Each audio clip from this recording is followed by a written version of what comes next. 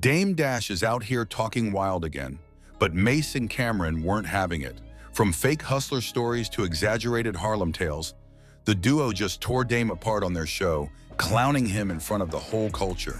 Let's get into how Harlem's funniest duo humiliated Dame Dash once again. Cam going up against me is like Fredo going up against Michael Corleone. He's Cameo. To me, this has been one big setup. I will say that. I think this whole from the jump is a setup, bro. Dame is beefing with 50 Cent on the internet. I bump into 50 Cent. 50 Cent sees me and be like, "Killer, what's up?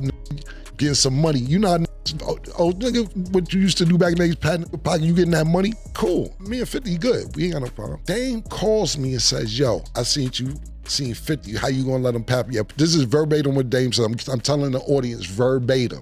"Yo, I seen 50, you and 50, how you gonna let them pap your pockets? That ain't Harlem." We not, Harlem niggas don't do the Pat Pat Club. When you see niggas from Harlem, just give them a pound. You down with the Pat Pat Club? We not in the Pat Pat Club. How you down with the Pat Pat Club, letting niggas pat your pockets? Yo, why he giving you the Pat Pat? I said, "Dame, you crazy, whatever, man. However you wanna say it's crazy, man."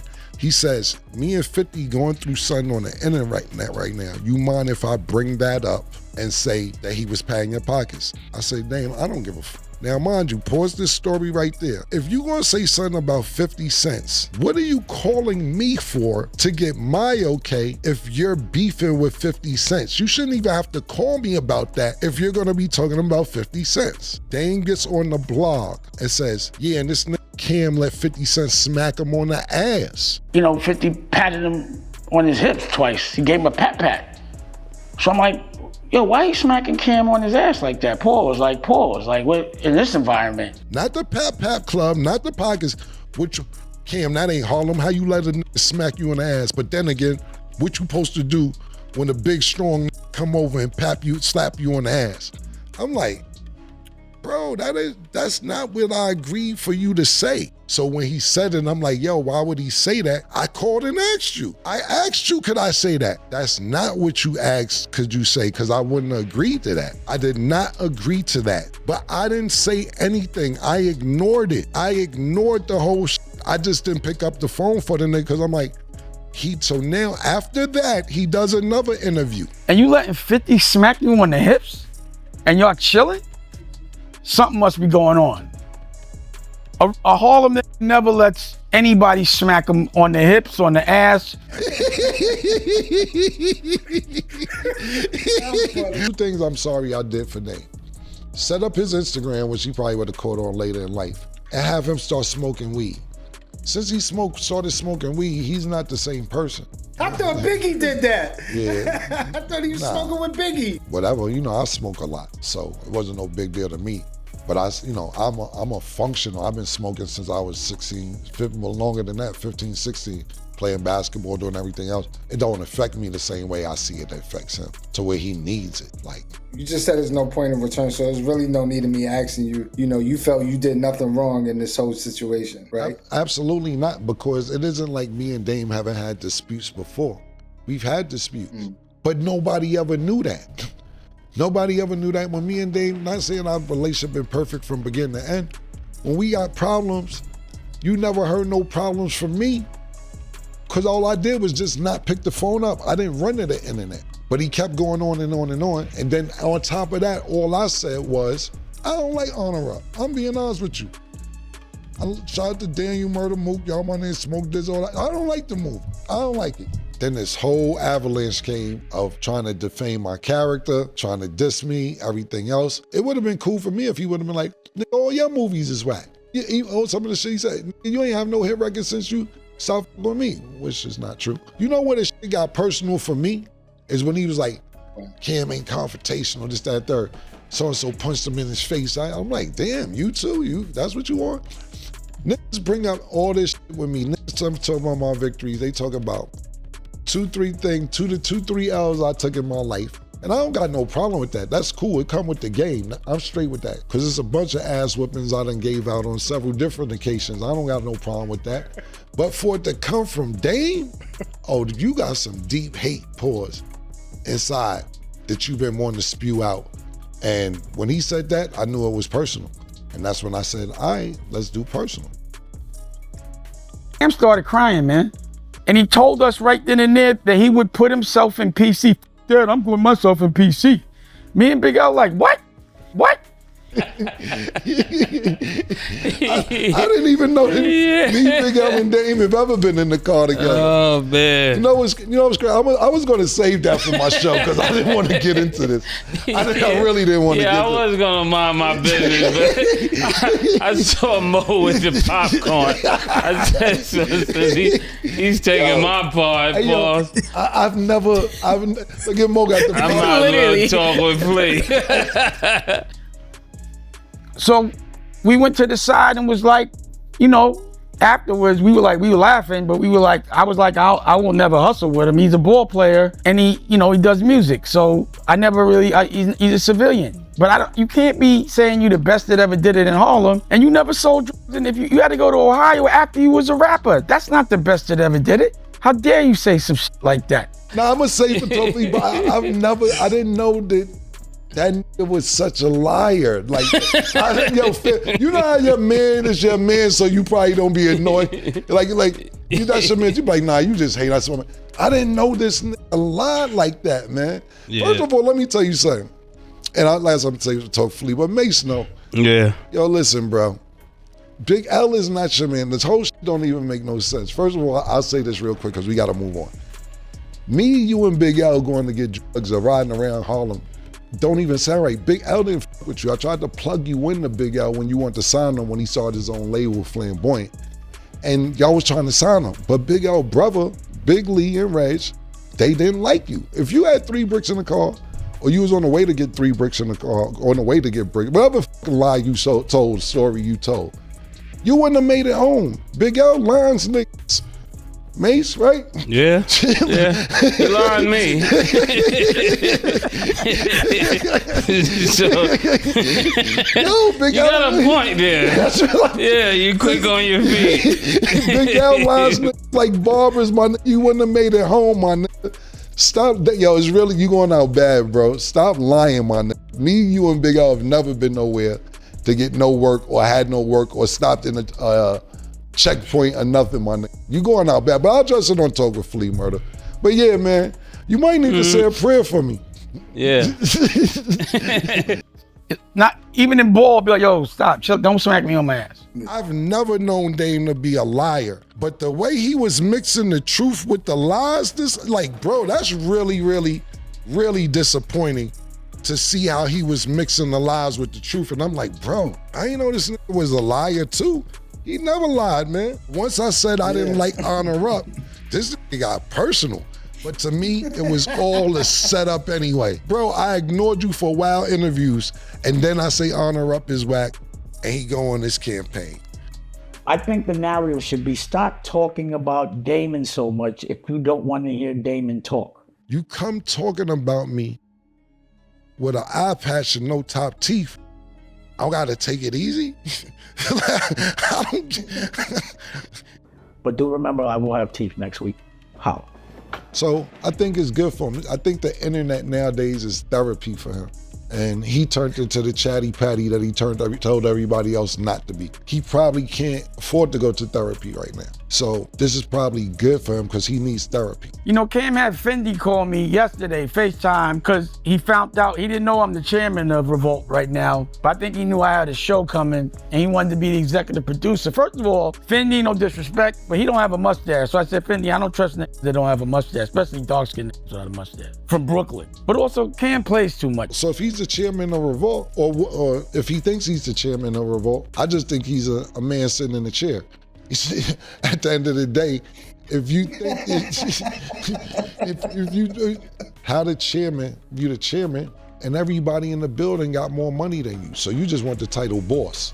The janitor, the secretaries, everybody in the cubicles, programming, marketing. What you want? You want to ask them for lunch money?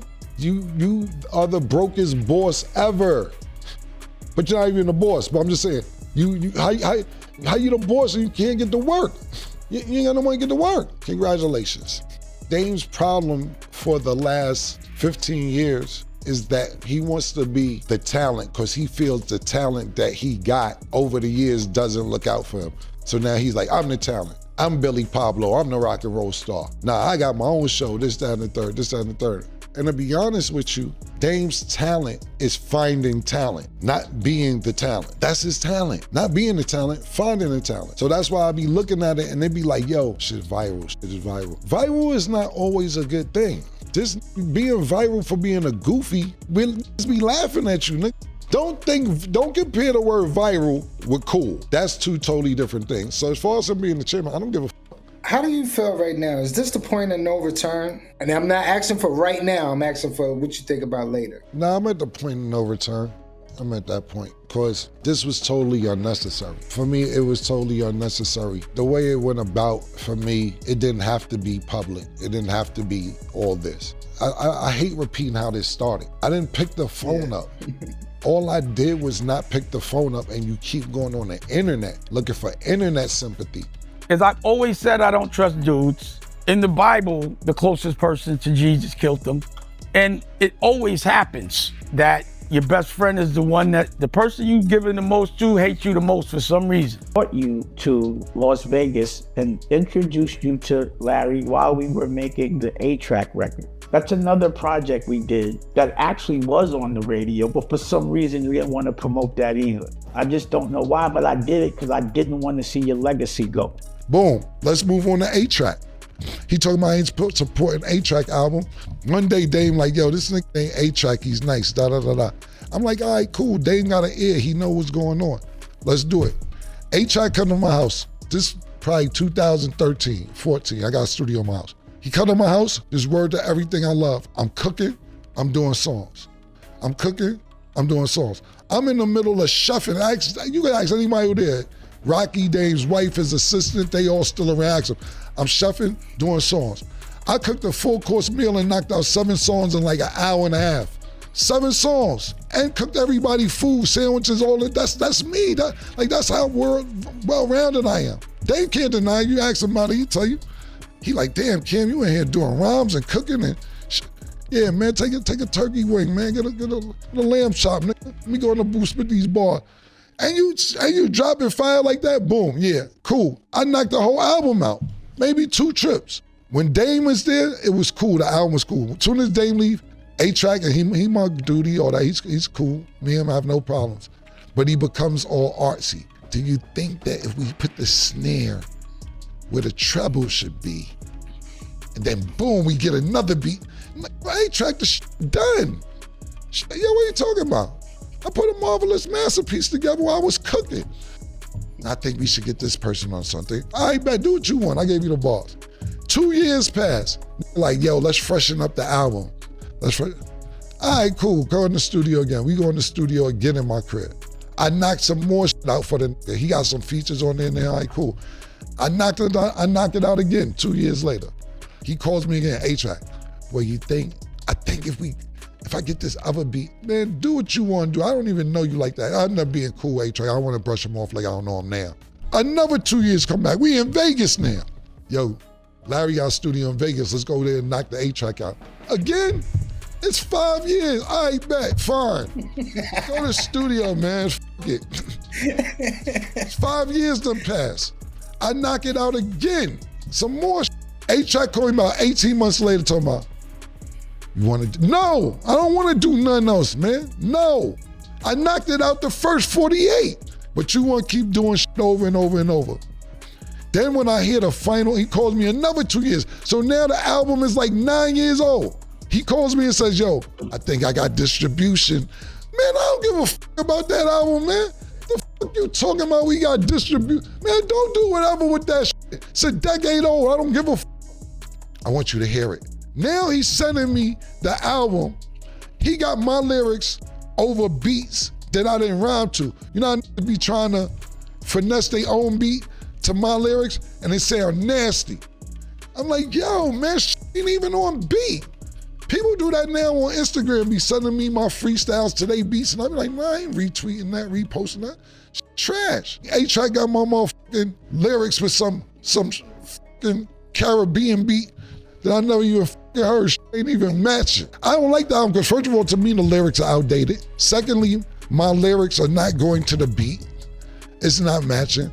And Dame talking about, Yo, you gonna post it? No! So if you wanna know why I didn't promote, those are the reasons. A decade-old album, because your man A-Track, he's my man too now, kept waiting and wanted to be too artistic and too creative. And you know who's pop right now?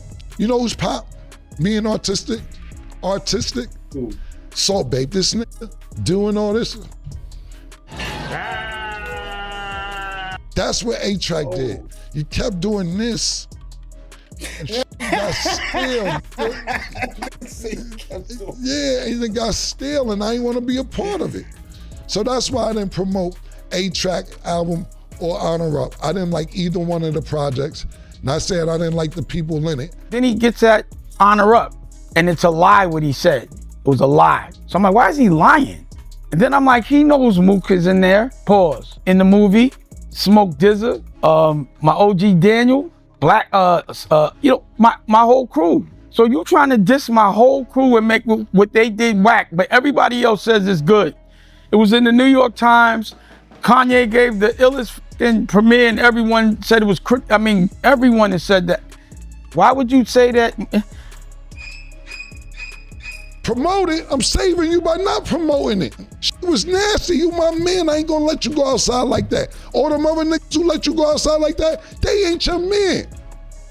So this was going on. Larry doesn't know anything about the movie business. Dame says, look, let's go 3 ways on the movie. 50,000 from me, 50,000 from Larry, and 50,000 from Dame. Larry and Mike is the dude name. Yeah. Larry allocates the money to some lady that Dame tells him to allocate the money to. When Larry calls Dame and says, yo, I gave her the money, Dame said, you stupid motherfucker, why would you give her the money? She's stealing.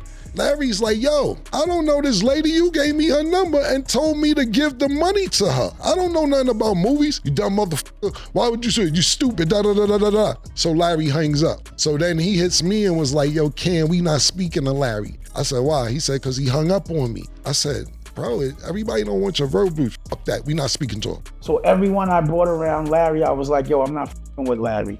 But you decided, nah, I'm gonna fuck with him anyway. And then, because we were supposed to be doing Pink Mink, y'all decided to do business without me. That's called backdooring somebody. And I want you to tell me about your loyalty game, how that's loyal. But when somebody disrespects me, you still work with them, they become your best friend. You have a show, you have a platform. Larry, you could tell your side, but you tell me how that's any kind of loyal. Larry was paying you $5,000 a month to post weed on your page.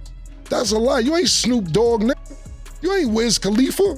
You ain't down with the smokers. Like, you ain't one of them in the smokers unit with all the niggas who be getting high. That's a lot of money for you just to post some weed. I put you in Paid in Full. I put you on Rockefeller. I put you with Larry. Larry, what did you have to say about this? If y'all don't know, y'all keep bringing Larry's name up. You'd be like, yeah, I gave you Larry.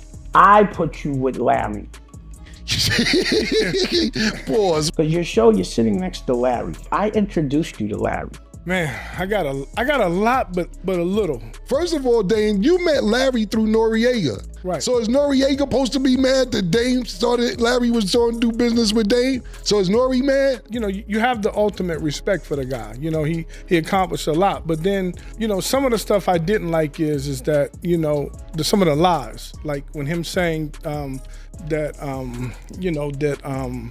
reason why he got sued. But what happened was Larry and I and Muddy Waters, the people that are suing me now, we all threw down on a movie and there was a disagreement of some sort. And this is the reason why I have all these lawsuits now. And I don't like the way Larry did his business and he hung up on me. I have nothing to do with the reason why Dame got sued. One of my biggest problems with Dame when I was doing business was, and I did do business with Dame, I have receipts. I paid Dame for his services. I think I was late one time and, you know, he got mad at me. He's like, yo, he tried to cook, oh man, you was late, da, da, da. And I was only late because I was helping him with Honor Up because Lionsgate didn't give him any budget to promote unless he lied to me, right? So as a friend, I looked out and I flew his crew out to Vegas and did all of that. So that's one thing I didn't like and that's a complete lie. Now, what pissed me off even more is that I did a movie with Dame. I put up $52,000. That shit is like poof. vamoose. It left, and that's where we had a falling out, and he got mad at me on the phone because he was talking greasy to me, and I hung up on him. And ever since that point, he says I do bad business because I hung up on him. And as a man, I'm not gonna let nobody talk to me greasy. Just because I don't act like I'm tough or do this, doesn't mean I ain't prepared for war. You know what I'm saying? If Dame was in my face, I mean, it would have probably been a different, because it's not cool, because he talks about respect, but on that phone call, he didn't give any respect. So that was my way of saying, I'm not gonna tolerate this. I'm a grown man, I'm not a child, especially if I'm one of your peers. And that's how Mase and Camron lit up Dame Dash once again, exposing the fake stories and flipping it into comedy gold. Drop your thoughts in the comments and don't forget to like, subscribe, and hit that bell icon, because this Harlem drama ain't slowing down anytime soon.